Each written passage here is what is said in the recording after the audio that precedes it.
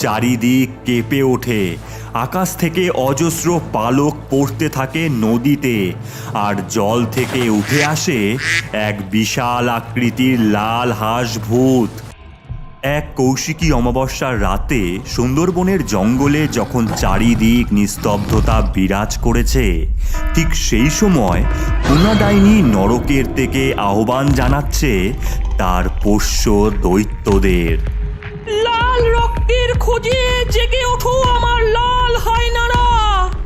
আজ থেকে এই বন শুধু আমাদের, শুধুই আমাদের। জেগে ওঠো।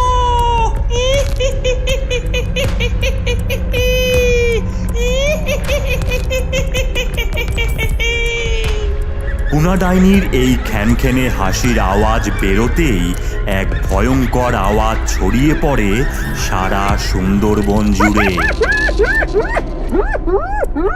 তারপর দেখা যায় নরকের দ্বার ভেদ করে বেরিয়ে আসে বড় বড় দাঁতযুক্ত তিনটি ভয়ঙ্কর লাল হায়না। এইবার এই সুন্দরবনের পশুরা আমার পেটে আসবে।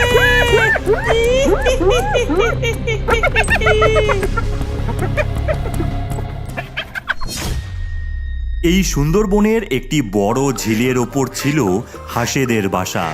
একটি মা হাঁস তার তিনটি সন্তান গৌরী, গোপাল আর গাবলুদের নিয়ে সুখে বসবাস করত।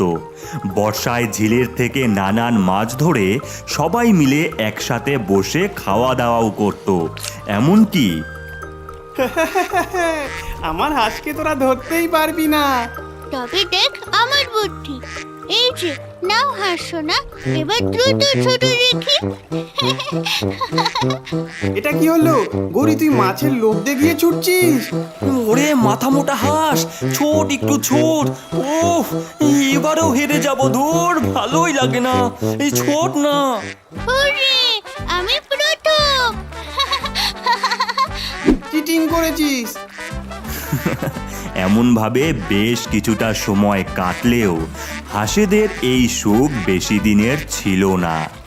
একদিন আমি বাজারে যাচ্ছি, সাবধানে থাকিস তোরা। আচ্ছা মা। ঠিক এমন সময় একটি হনুমান ছুটতে ছুটতে এসে বলে, পালাও, লাল হায়না এসেছে আমাদের জঙ্গলে।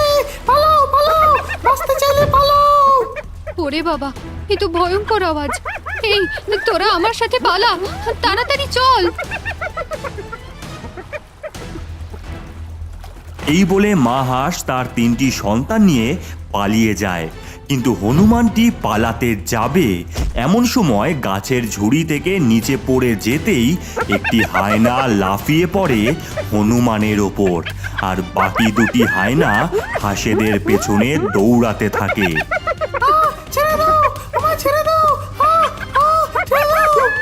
হনুমানটিকে মেরে মুখে করে নিয়ে চলে যায় লাল হায়নাটি। অন্যদিকে হাঁসের দল ছুটতে থাকে, আর পেছনে দুটি লাল হায়না। বাবারে, ছুটতে থাক, থামিস না, বাঁচতে আমাদের হবে। পালা। আমরা মরতে চাই না মা, আমরা মরতে চাই না। আমি বেঁচে থাকতে তোদের কিচ্ছু হবে না। ওই তো একটা গর্তর ভেতরেই ঢোক তোরা, তাড়াতাড়ি লাফ মার সবাই।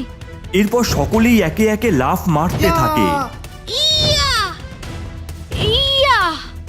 আর ঠিক সেই সময় লাল হায়নারা এসে সেখানে পৌঁছায়, আর তাদেরকে খুঁজতে থাকে, জোরে জোরে ডাকতে থাকে। অবশেষে তারা খুঁজে না পেয়ে ফিরে চলে যায়। এ কিসের ছায়া নামলো আমাদের সুন্দরবনে। তোদেরকে আজ তো বাঁচাতে পারলাম, কদিন পারবো কে জানে। মা, আমার ভীষণ ভয় করছে মা। মা, ওরা কি আমাদের খেয়ে নেবে? ও কথা মুখে আনিস না। এখনই আমাকে ওই হায়নাদের চক্ষুর আড়ালে বাঘ রাজার কাছে যেতে হবে। বাঁচার উপায় বার করতেই হবে। শোন, তোরা একদম বাইরে বেরোবি না, আমি আসছি। এরপর মা হাঁসটি লুকিয়ে লুকিয়ে সুন্দরবনের এক বট গাছের নিচে যায়, আর দেখে সেখানে এক বিশাল সভা বসেছে। বাঘরাজ, শিয়াল পণ্ডিত থেকে শুরু করে বনের প্রায় সমস্ত পশুই এসেছে। এই বলি, ওই লাল হায়না আমাদের সকলকেই মারছে। এই কিভাবে যে বাঁচবো আমরা? বাঘমশাই, আমার বাচ্চাদের বাঁচান, যে করেই হোক। শিয়াল পণ্ডিত, আপনি কিছু একটা ভাবুন। আমাদেরকে এই সুন্দরবন ছেড়ে যেতেই হবে, এই একটাই পথ বেঁচে আছে। সমস্ত কথোপকথন চলছে, এমন সময় একটি খ্যানখ্যানে গলার আওয়াজ শোনা যায়। আমি বার করছি উপায়। তোদের জায়গা একমাত্র আমার পেটে।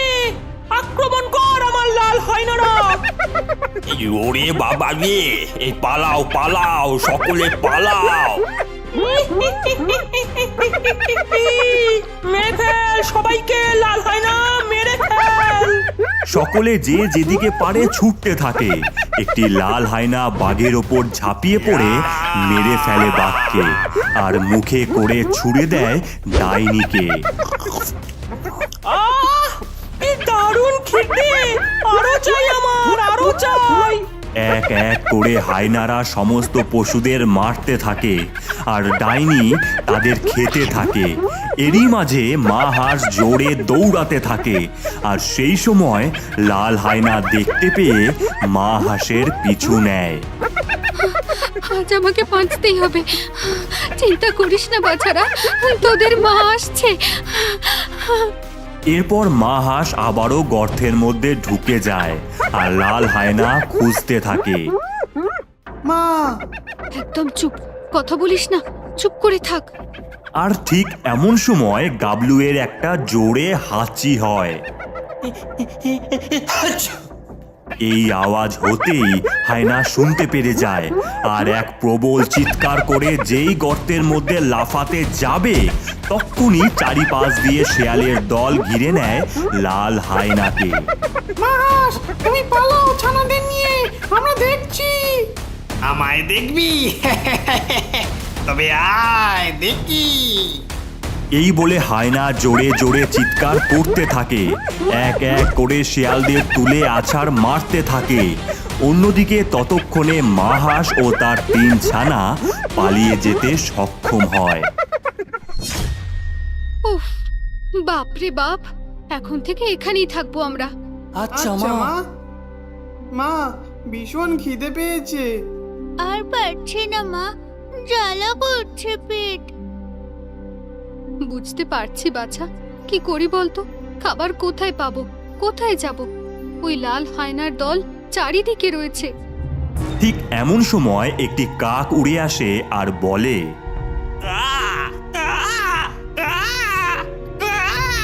বাঁচতে চাইলে তোমরা সুন্দরবনের দ্বীপে যাও। আমি খবর নিয়ে আসছি, ওই লাল হায়নার দল এদিকেই আসছে। ওরে বাবারে, ধন্যবাদ তোমায়। এই চল, তাড়াতাড়ি ছোট। এরপর সকলে মিলে ছুটতে থাকে। তারপর নৌকা বেয়ে সুন্দরবনের দ্বীপে গিয়ে পৌঁছায়। কি সুন্দর দ্বীপ মা। হ্যাঁ, এখন থেকে আমরা এখানেই থাকবো। ওই লাল হায়না এখানে আসতে পারবে না। তাই নাকি রে? ঠকিয়েছি ঠকিয়েছি। এইবার তোর বাচ্চাগুলোকে এক এক করে খাবো। এই লাল হায়না, ওদের মাকে আটক কর। ছেড়ে দাও, আমাদের ছেড়ে দাও, ছেড়ে দাও, আমাদের ছেড়ে দাও। আমাকে খেয়ে যায়নি, আমার বাচ্চাগুলোকে দয়া করে ছেড়ে দে। তোর চোখের সামনে তোর বাচ্চাকে খেলাম। এই বলতেই ডাইনি বড় মুখ করে গাবলুকে খেয়ে নেয়। না, গাবলু। না না না, তোকে এখন মারবো না, তোর বাকি দুটো বাচ্চাকে নিয়ে গেলাম। একে একে তোকেও খাবো। এই বলে ডাইনি ও লাল হায়না সেখান থেকে অদৃশ্য হয়ে যায়। আর মা হাঁস বলে, হে বিদ্যার দেবী, আমি যুদ্ধ করতে জানি না, আমি শুধু আমার সন্তানদের চাই। যদি আমার মায়ের ডাকে তোমার করুণা জাগে, তবে আমাকে সাহায্য করো। নদীতে মা হাঁসের চোখের জল পড়তেই চারিদিক কেঁপে ওঠে। আকাশ থেকে অজস্র পালক পড়তে থাকে নদীতে, আর জল থেকে উঠে আসে এক বিশাল আকৃতির লাল হাঁস ভূত। আর আকাশ থেকে শোনা যায়, যে মা সন্তানের জন্য নিজের জীবন ত্যাগ করতে প্রস্তুত, তার কান্না কখনো বৃথা যায় না। আমার হাঁসভূত তোদের রক্ষা করবে। যা, উচিত শিক্ষা দে ওদের। এরপর মা হাঁস লাল হাঁস ভূতের পিঠে চেপে সেখান থেকে চলে যায়। এ কি? আবার কি দেখছি আমি? এ তো দানবের মতো এত বড় হাঁস। এটাই তোকে বিনাশ করবে রে ডাইনি। আমি অমর, আমার মৃত্যু নেই। কোথায় রে আমার হয় না? মার ওকে। এরপর হায়নার দল লাল হাঁস ভূতের দিকে এগোতে থাকে, 3 দিক দিয়ে ঘিরে ফেলে তাকে। এরপর লাল হাঁস ভূত রেগে গিয়ে জোরে হুঙ্কার দিয়ে মুখ খুলতেই মুখ দিয়ে আগুন বেরিয়ে লাল হায়নার গায়ে লাগতেই আগুনে ছাই হয়ে যায়।